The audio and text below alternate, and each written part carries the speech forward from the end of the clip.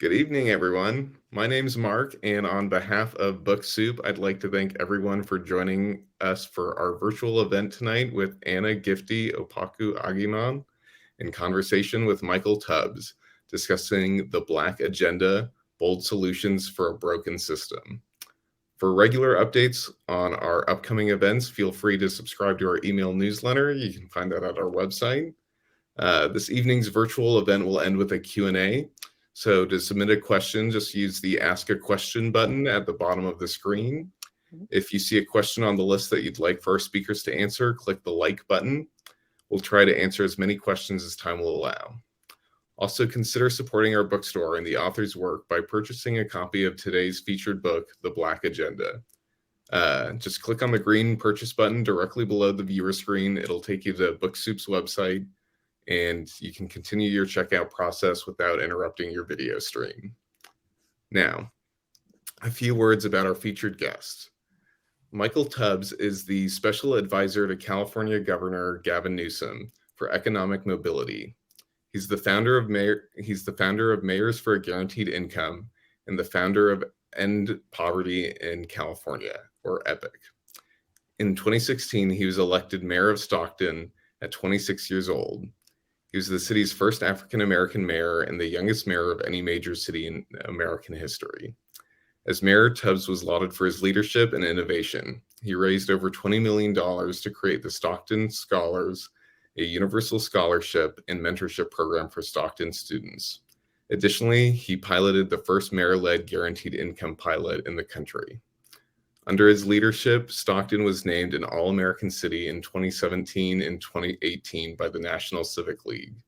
The city saw a 40% drop in homicides in 2018 and 2019, led the state of California in the decline of officer-involved shootings in 2019, and was then named the second most fiscally healthy city in California. Additionally, this was recognized as one of the most fiscally healthy cities in the nation and featured in an HBO documentary film titled Stockton on My Mind. Tubbs has been named a fellow at the Harvard Institute of Politics and the MIT Media Lab, a member of Fortune's Top 40 Under 40, a Forbes 30 Under 30 All-Star alumni, the most valuable mayor by The Nation, the 2019 New Frontier Award winner from the JFK Library, and the 2021 Civic Leadership Award winner from the King Center. Prior to his tenure as mayor, Tubbs served as a council member for the city of Stockton, District 6, a high school educator, and a fellow for the Stanford Design School and the Emerson Collective.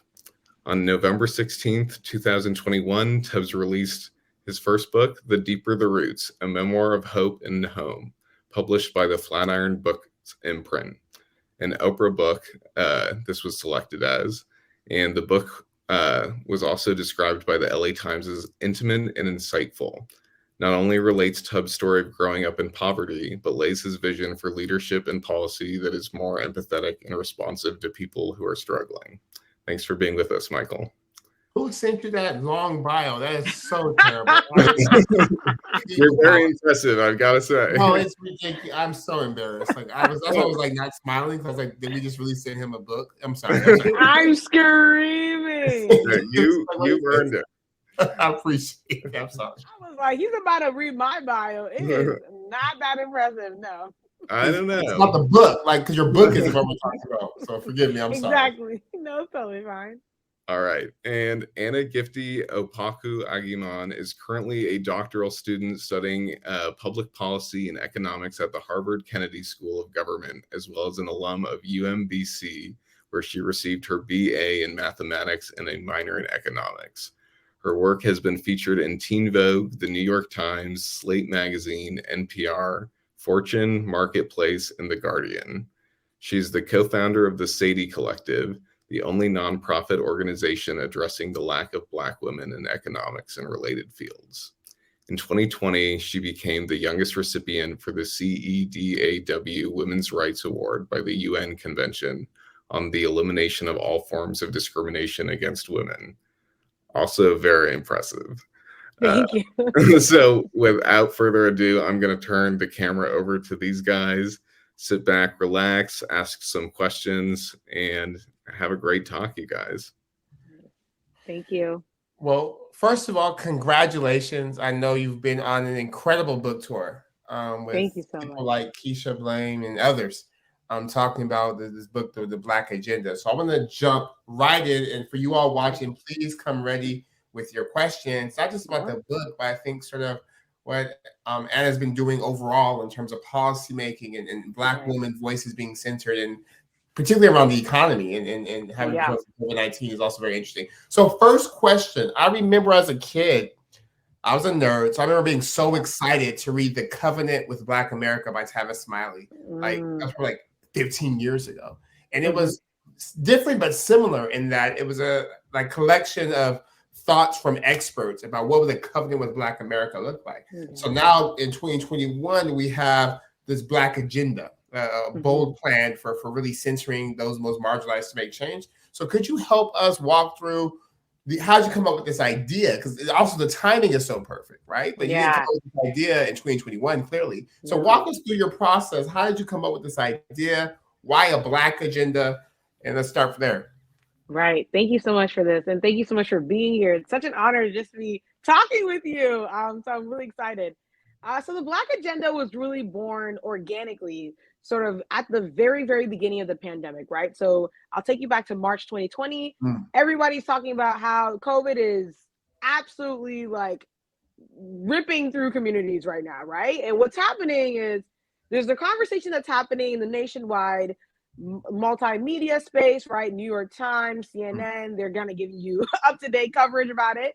But then there's also a separate conversation that's happening over Twitter, over, things like Reddit, right? Where you're seeing Black folks who understand disparities in a very intimate way, both because they've lived through it and also have studied it. And they're saying this pandemic is going to be catastrophic for Black communities, and we need to talk about that, right? And so I noticed that these two conversations were happening in parallel, and therefore what I noticed was like, okay, look, if that's the case, then we need to have some sort of platform in which these Black experts are heard, because even though they're sharing their thoughts here on Twitter or here on Reddit, we're not necessarily hearing them in the mainstream, on the New York Times, CNN, and stuff like that. And so, sorry, y'all, there's a train right outside my window. So that being said, right, I also simultaneously was getting reached out to kind of give comments on things like Janet Yellen becoming potentially the next Secretary of the Treasury and other economic concepts. And I was like, look, I'm happy to give you my 2 cents on it, but just because I'm one of the more visible people in the field that identifies as a Black woman doesn't necessarily mean I'm the most qualified. And so I also wanted to sort of think about how do we create a platform that we put forth these qualified experts that people can't seem to find in the forefront and see how sort of the public and the media respond to them. And so that's sort of really what went into kind of inspiring this collection and bringing it to life. Absolutely. And then in the introduction, you say, if you are not centering Black expertise, you are becoming a vacuum for white rage. Break that down for me. What does that mean? Right. So those words are actually from Dr. Tressie McMillan Cottom, who graciously wrote our foreword. And the idea here is that white rage is really, it's something that explodes when there's not enough perspectives in the room, right? This idea of flattening individuals to stereotypes, flattening individuals into harmful beliefs around their culture, their group identity, etc. And so what Dr. Cottom is really getting at here is that Black expertise actually contextualizes a lot of the lived experiences of Black and brown people across America. But not only does it do that, it adds the empirical evidence to back up those lived experiences as legitimate, as experiences that deserve to be justified and deserve to be seen. And so one thing that she talks about in her foreword, she says, look, clearly, certain parts of the media landscape respond only to experts who put forth empirical evidence, which is what makes this book so unique, where we have those individuals actually putting forth the empirical evidence while also holding the lived experience in the same hand, right? So this idea of balancing those two things. And that's why, I often say, look, there's a difference between studying racial inequality and actually living through it. And we need experts that can do both. And that's essentially what that quote is getting at. And in this, I mean, you conceived the book in 2020. So not just COVID-19, but also white supremacists in the White House. Right. And now the book is released in 2021 or 2022, excuse me. Yeah. Post-insurrection, Black women as the vice president, structural issues with the United States Senate, voter suppression gone wild. Your book's probably going to get banned tomorrow somewhere. 100%. Banning all these, so in this moment in 2022, what do you hope this book accomplishes? Like, what does this book? What do you want this book to do now, or what do we need now from this book? Whew, that's a big question. I will say, to contextualize your question, or contextualize my answer to your question, I did not think this book was going to be as relevant years from now. It seems to be aging well in that it's become more relevant, which is not really great, but also good for the experts, right? So I think the biggest thing that we want to see come from this book, and what this book ultimately makes a case for, is the value of Black life. A lot of times when people say Black Lives Matter, they say it in this way that's like hypothetical. Like, Black Lives Matter, hashtag BLM, and it's all over people's bios and different captions and stuff. But this book really says, no. Black life actually doesn't matter, according to the evidence. And so what this book I hope to see will do is cut through this noise of, we're not talking just in this lofty way of why Black lives matter or why Black lives don't matter, rather, but we're looking to the evidence and we're saying empirically we see that Black lives don't matter. Empirically, we see that it's quite literally criminal to be Black in America, right? Empirically, we see Black women in particular and Black women and children, more broadly speaking, are undermined by the healthcare system in more ways than one, right? And so when we think about the empirical evidence that lies before us, we cannot say that Black life matters here. And so my hope is that this book would then essentially make a compelling case to policymakers and decision makers who are across the country, who are making sort of choices about how do we allocate resources? How do we think about different types of solutions that are impacting and shaping our communities? And so, one of the biggest things that I've been kind of thinking about is that a lot of the book talks and book events that I have after this one are really with those types of entities that are looking to see how do we implement these solutions in real time. And what I love about this book is it's very practical and showing us the way to do that.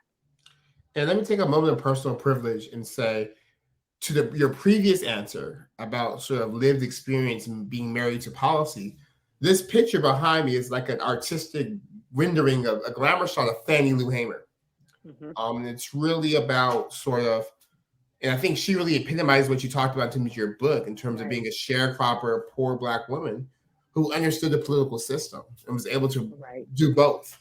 And articulate solutions to things like being seated at the Democratic Convention, to co-ops and other things based off her lived experience. And I think sort of, I'm sure you and Dr. Blaine talked about this in your conversation, but I think it's in that vein, in that legacy, sort of this book seeds. So I just want to also thank you and your team and all the experts for the work. And what I appreciate about the book is that it's a Black agenda, but it covers every issue.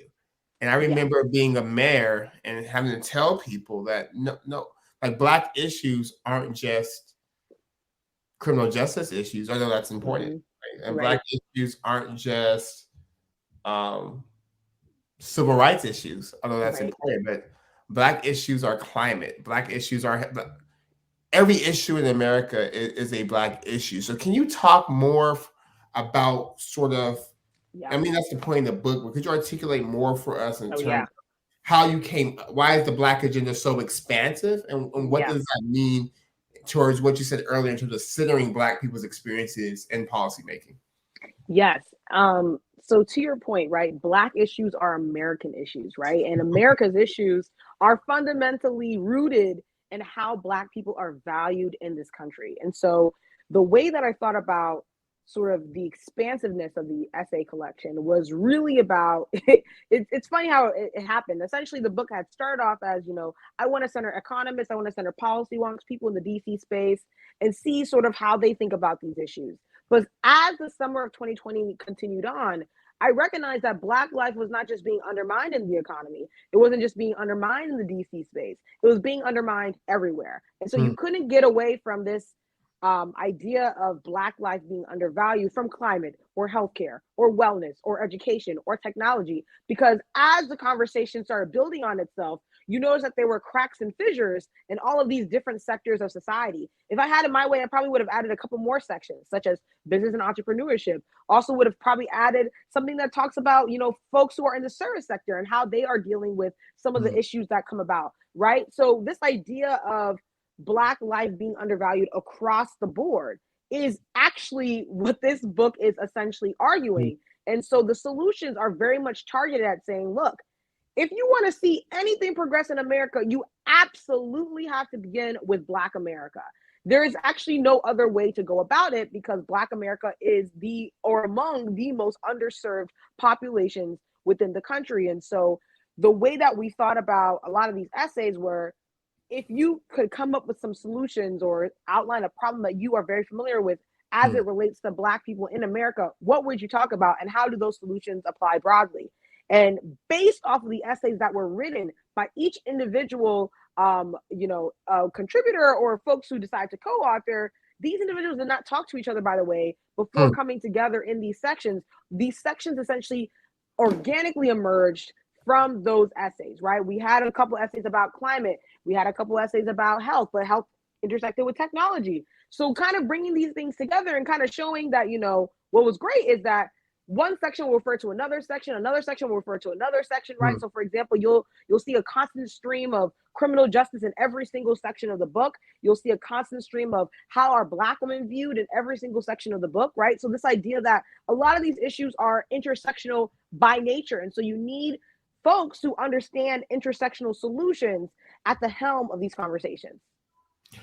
And what I want to pivot a little bit and talk about sort of the implications or the application of this work. Particularly, we're having a conversation. I know your economist, the economy is your thing. So we're having a conversation now about what are the indicators we should use to show that the economy is recovering.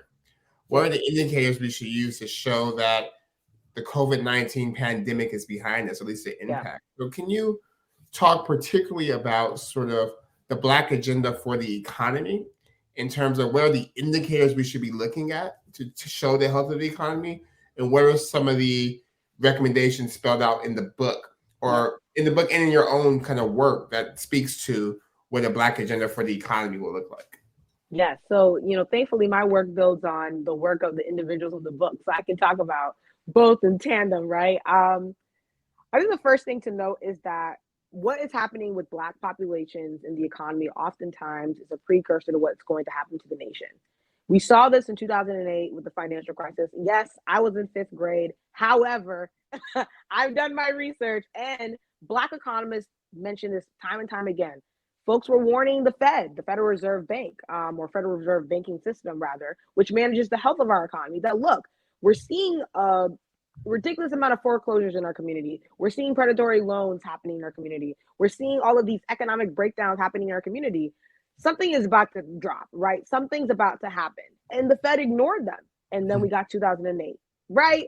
So that being said, economic indicator really how our economy is faring begins with Black people. How are Black workers doing? How are Black women doing? Who's entering and exiting the labor force? And for those who don't know, the labor force essentially is whether or not somebody has been looking for work in the last 3 weeks. That means they're unemployed or they're currently working, right? If people leave that entire group of people, that means that they're no longer looking for work and they're no longer working. And that's a bad thing for everyone, right? So this idea of looking at how Black workers are doing, how Black individuals are doing, where is economic relief being allocated, right? Because if you're saying that you're providing economic relief to small businesses, but those small businesses are largely controlled by white and non-Black individuals, then those who are most marginalized within the business sector are not getting what they need, right? We saw a lot of reports about, certain businesses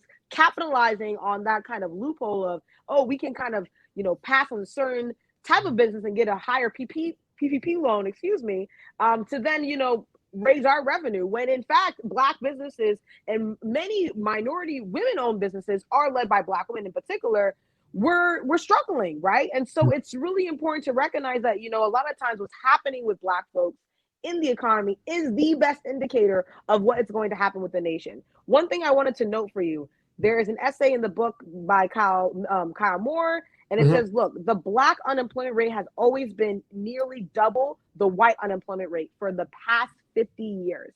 So we cannot say anymore that the unemployment rate going down is an indicator for everybody's unemployment going down, because we saw that there was, quote unquote, a positive trend, meaning that the unemployment rate declined in January. However, we saw Black women's unemployment rate rise, right? And this is actually, again, very much in line with what was happening in 2009 to 2011, following the recovery period of the financial crisis, where it seemed like Black women in particular were being left behind in all of the recovery efforts that were being done with respect to the economy. One other thing that I want to mention here as well is that, there is a concept, a framework that I love to talk about. It's by Janelle Jones, it's coined by her. The essay is written by her and Angela Hanks. But by the way, Janelle Jones is someone who actually made history recently as the first Black woman to be the chief economist of the Department of Labor. So if you want to understand what's the indicator for the economy, this is the person that you want to talk to. And essentially she says, look, there's a thing called Black Women Best. It says the best outcome for Black women is a better outcome for everyone else. And so if you think about all the indicators with that in mind, then you will be able to determine whether or not the economy is actually working for all. And there's so much good stuff in the book, from climate change to criminal justice reform to voting rights, et cetera, healthcare, et cetera. I guess I want to hear, so moving from policy to politics, sort of how do we get it implemented? Because I know the experts know what works. I know my frustration has always been the disconnect between what works and what's implemented, or what's worked and what's legislated. So any ideas or thoughts about what will it take? Maybe, Cliff Albright gives us some in his chapter, but what will it take to allow us to actually see this for a better country, not just for Black people, but for everybody? Yeah, I think it will take radical humility on the part of decision makers and stakeholders, right? This idea that you do not know it all. In fact, there is a lot to learn, and Black folks should really be at the helm of those conversations. And so beyond just inviting these types of Black experts into your space, you actually have to look at the solutions that they're proposing. I'll give you an example. So in the climate chapter, Dr. Marshall Shepard, who is a meteorologist and was the president of the Meteorological Association nationwide some years ago, says, look, Hurricane Katrina was a glimpse, okay, into how bad the climate crisis can have on communities of color in particular. And so we need to start thinking specifically about how the racial wealth gap plays a role in that, because ultimately how much money you have, how much wealth you have, determines where you live. And where you live, unfortunately, determines the kind of resources that are funneled into your community. And that ties directly into what Sandy Darity talks about, where he says, look, we need to implement something of an economic bill of rights, where there are certain things that every single individual is entitled to just because they're an American citizen, right? So one of those things that he mentions is a federal job guarantee. And this is something that is actually currently being kind of pitched in Congress by Congresswoman Ayanna Pressley, where she says, look, everybody's entitled to a well-paying federal job if they need it, right? And so that's the first thing. He also says, look, we need to make sure that our banking systems and our postal system are strong. We had that whole kerfuffle with the postal system last year, right? Where, there was a lot of politics around, how does it operate and who is it serving? We need to ensure that that is something that is strong. So if people need things like COVID test kits, right? It's not going to be this whole thing that impacts whether or not they're able to get something that helps their health, right? One other thing that he mentions too is that we need a national health insurance system, right? And this is something that, again, going from policy to politics, how do you implement something like that? You need radical humility from those who are in power, but you also need a huge infusion of Black expertise to be in every single part of that process.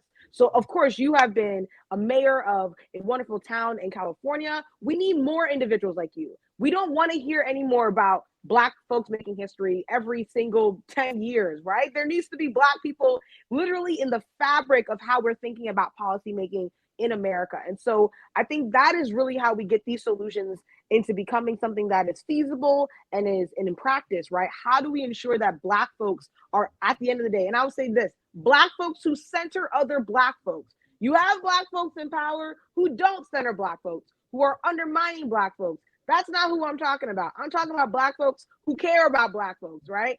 Being in every single level of power and being able to essentially recognize where can we implement some of these solutions in a way that can actually impact American families across the board. And knowing the discussion guide that came with the book, yes, there's a question that it's probably gonna be harder for you to answer because it's like asking which one's your favorite children. But what are like which of the three? Or if you had a magic wand and you had 3 policy solutions from this book that you could implement as a start, it's not going to solve everything, but as a start, what would be the 3? And then maybe who wrote the piece too, so the folks. Sure. Let me go ahead and pull that up. I would say perhaps my first one would be I'm the name is escaping me. Sorry. Oh, no problem. My first one would be probably Tahir Duckett. I would start off with that. So Tahir Duckett talks about abolition, but he talks more specifically about the disinvestment in policing and more investment in community-oriented solutions that address why individuals are more likely to be incarcerated, or even when they're incarcerated, those effects of incarceration, right? That would then potentially keep them in the system. He talks about how, look, what's happening with the criminal justice system is carceral, right? Like, I don't know if I even said that word correctly, but the idea is it's inhumane. There's the one thing about the criminal justice chapter when I was taking my notes is that it's just statistics. The problems are just stats. They're just facts, right? You know, you have individuals, for example, I'll say this, in 2017, 2.15 million people were imprisoned, right? Black men are 2 to 3 times more likely to be killed by the police compared to the white men, and Black women are 1.4 times more likely than white women. Out of 17,500 police killings between 2005 and 2021, only 140 police officers were indicted on murder or manslaughter charges. I'm just listing facts. These are not even opinions, right? Yeah. So this idea of criminal justice being one of the biggest core ways to move forward and how we think about it, as you can imagine, right? The other thing I would say is climate, which actually surprisingly ties back to criminal justice. There is an essay by Abigail Thomas where she connects what's happening with the climate movement, broadly speaking, to what's happening with the criminal justice movement. And again, she says, look, how we're thinking about the climate movement is a great start, but we need to be more intersectional about some of the solutions that are being proposed. It cannot be just these straight up white leaders in the climate movement who are leading this conversation when we know that indigenous, Black and brown communities are going to be disproportionately affected by what happens with this climate crisis. We need to think about how those communities have handled it in the past, use those solutions then to inform how we think about it today, and then also find ways to figure out how other systems of oppression tie into the environmentalist movement. So in her essay, she really gets at the fact that building prisons actually increases carbon emissions. Nobody, I did not know that, right? That was deep. You know, that's crazy, right? And the other fact is, you know, you have multiple, I would say hundreds of prisons, both federal and state, that are built right next to environmentally toxic waste sites.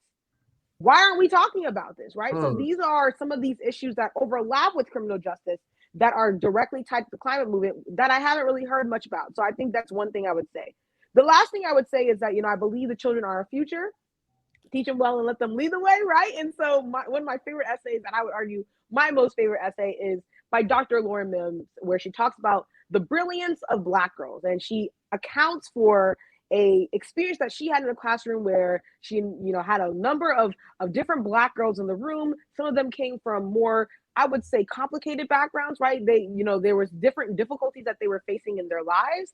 And she asked them why they're here. Why are you here? Why do you think you're here? And they start yelling out disparaging things about themselves. Because I'm a single mother, right? Like they said it in a negative way, right? Because I'm not talented, because I'm not smart. And so she lets them shout out all of these harmful beliefs of themselves. And then afterwards, she says, she takes the chalk and she just starts to cross them out on the board one by one, replacing them with, if you say I'm a single mother, you're a mother with priorities. You want to get your education. You say you're somebody who is disruptive in class. You have opinions. You ought to be heard. And this actually literally transforms in real time how those Black girls view themselves. Oh, so you mean that this is a special program for Black girls who are really interested in school? And she's like, yes, exactly, right? And so I think that essay in particular gets at the fact that the way that we bring up Black folks in the education system is fundamental to how they view themselves beyond the education system. And so that being said, I really saw myself in that essay when I was, reading it. But more importantly, I saw the solution being it's not enough to say that I'm not racist, or to say that I'm anti-racist, or to say that Black lives matter. It requires that Black life literally be valued right from infancy, right? That be a constant reminder, because there's so many other things fighting against that. So those are the three I would pick. Absolutely. And for those of you watching, we're almost at the time where we're going to take some audience Q&A. So please feel free to type in your question. I'll be more than happy to answer them and intersperse them in this conversation. I think everyone should just take a breath and recognize and recap some of the things we heard. We heard that the Black agenda is actually a more perfect union agenda. It's an American agenda. It's really being data informed and empirically driven, and identifying problems and solutions from where the problems are and where the solutions also exist. And it's a team of experts really thinking through sort of what are the things we need to do on a policy level to make this country true to what it says on paper. So again, phenomenal work. I appreciate the book. I appreciate the hustle I know it took to get everyone to write their essays and then turn them in on time. Right. And turn around. I know that's just the beginning for you in terms of all the things you've already accomplished and what's to come. And we have a question from an audience, Latrice. Hey, Latrice. And the question is, if humility and the courage to center Black needs are key ingredients for policy change, how optimistic are you we will see meaningful change anytime soon? Woo, it's a good question. I actually also want you to answer the question, Michael, if you don't mind. Yeah, I would say I'm pretty optimistic, and I think it's because I'm young. And, I'm actually on the cusp of the millennial generation and Gen Z. So I call myself a zillennial, in that, like, I encompass both sort of mentalities about where we're headed and where we're going. I think the next generation gives me a lot of hope. And, people have asked me about this. I spoke to a group of high school students a couple weeks ago, and, all of them showed up. One, they didn't have to do that because it was virtual. But the other thing, too, is that a lot of them were incredibly inspired and incredibly invigorated by just the speech on, Martin Luther King Jr. Day, where I was basically touching on a lot of these concepts that are illustrated in the book. And they say, we want to do more. We want to get out there. And you kind of already see this, right? Like the young folks are, and I would say I'm alongside them, but like, we are out there, we're protesting, we're driving change through organizing and using different means to do that. And so I don't know if the folks who are currently living might see meaningful change sustained for a long time. But I think those who are coming about are actually going to be the ones that really going to see it through. And my hope is that, in a generation or so, we will actually have a lot more progress in thinking about how equity should be centered in policy and beyond. Yeah, I think pessimism is a luxury, right? Like to be pessimistic is like, because if you're really living with this stuff, you have to fight for a better, because you need better to survive. Yep. But I think sort of, especially between 8 years in government and seeing where this country is now, I think anything short of a massive, sustained, multi-year social movement like we saw in the 60s it's necessary to really wake this country up and really to get folks to understand the need to do procedural reforms like the abolish the filibuster, expand the Supreme Court, legislative reforms like the John Lewis Voting Rights Act, and et cetera. So I think it's really a question of power, and how do folks in communities build power, and using the Black agenda, for example, as an organizing tool to build power, so that power concedes, because power doesn't concede anything without a demand, and it can't be a demand for some weak people. It has to be a demand from organized, sustained folks who are causing some discomfort, who are causing some tension, who are causing some uneasiness.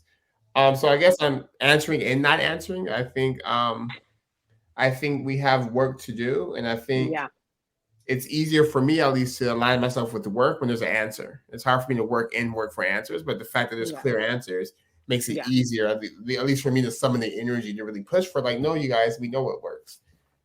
And then we have a couple more questions. Oh, nice.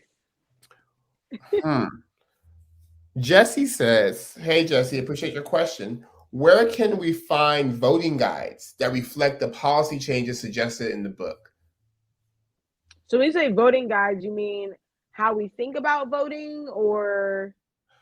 I take it to mean like, and maybe the answer is, and Jesse needs, or someone needs to create it, because I think the question is, so we have this policy agenda, and how do we map that to what people, or what types of people, or who should people be voting for? I guess, is there, maybe it's a Cliff Albright question. Is there a Black agenda voters guide, or could there be a Black agenda voters guide? That's a really great question. I think that the entities that currently exist around mobilizing Black voters probably do have language around, how do you vote and how do you think about voting. But I think the Black agenda in some ways is also a little bit of a voting guide, right? This is a litmus test, right? To see whether or not a candidate, an institution, an organization, a community cares about Black people. You might not agree with all the solutions in the book, but at least the context for the problems gives you a sense of, okay, this problem is pretty bad. How does that compare to what this individual is saying, right? So if a candidate's like, yeah, like climate's like cool or whatever, right? Like, I'm not really going to focus on it. Well, according to the Black agenda, and according to organizations that are like intersectional environmentalists, that's not enough, right? Because we know that Black communities are quite literally in hotter neighborhoods and are suffering disproportionately from environmentally toxic waste sites. So you need someone who actually prioritizes that in accordance to what has been laid out in the evidence. And the evidence, in my opinion, begins with this book. Obviously, it doesn't end with the book. And then we have another question about, in addition to climate and the economy, how does healthcare, mental and physical health, factor into the Black agenda? And it's a two-part question. The second question is, what are the costs of our current system for Black Americans? So there's a couple essays in the wellness chapter that get at this question. So, for example, Dr. Gervais Grooms, who's an economist at Howard University, talks about mental health for Black America. And basically, what she boils it down to is that we cannot progress as a country if we do not invest heavily in mental health infrastructure. And she also recognizes how racialized the conversation around mental health is when it's about Black people and when it's about white people. And so if you think about mental health with respect to folks who are incarcerated and folks who are formerly incarcerated, this idea of, how those individuals who I argue are most vulnerable within our population are treated, oftentimes is indicative of how the larger community is treated. And so that's one thing that she mentions, that mental health for Black America should be a number one priority moving forward. With respect to healthcare, there's a lot of different overlapping issues that kind of complement one another. Dr. Monica McLemore talks about how we need a more diverse healthcare workforce, and she talks about how HBCUs and minority serving institutions can be a catalyst for that. We then have, Dr. Dara Mendez and Dr. Joel Scott, who are both nursing researchers as well, that say, look, we actually need to completely think about how we are administering healthcare within the system. We have to think about, here's that word, critical race theory, right? In that we need to think about how racism has informed how the healthcare system has evolved. And so they give us literally a framework in which we are thinking about, okay, how do we repair? how do we refine what is happening within our care system so that we're able to identify the fissures and the gaps in which healthcare is not being administered to Black and Brown people. And then I think the last thing I'll say really quickly is that also recognizing that caregiving, which is something that people don't like to talk a lot about, is a multi-billion-dollar industry that has gone underpaid because Black women make up the majority of caregivers. And so that being said, Dr. Yolanda Wilson says, look, we actually have to legitimize caregiving if we want to think about a healthcare system that is accounting for the aging population while also honoring those who are administering care. Wow, did you guys get all that? And I appreciate the nod to caregiving, particularly when we failed to pass which is another sort of commentary on our back better. Yeah. We're able to, the infrastructure bill is cool. We start investing in Black and Brown women to, no, we're not going to do that. We're good. Right. From the New Deal and et cetera, et cetera, et cetera. Right. So we have time for a couple more questions. And I'm seeing in the chat, so I'll ask a couple myself. Sure. When you look at sort of what's next for the book, the book just came out, so this is a presumptuous question, but I think the voter right question really struck me with this one. What's next for the Black agenda, for these ideas, and how do we support?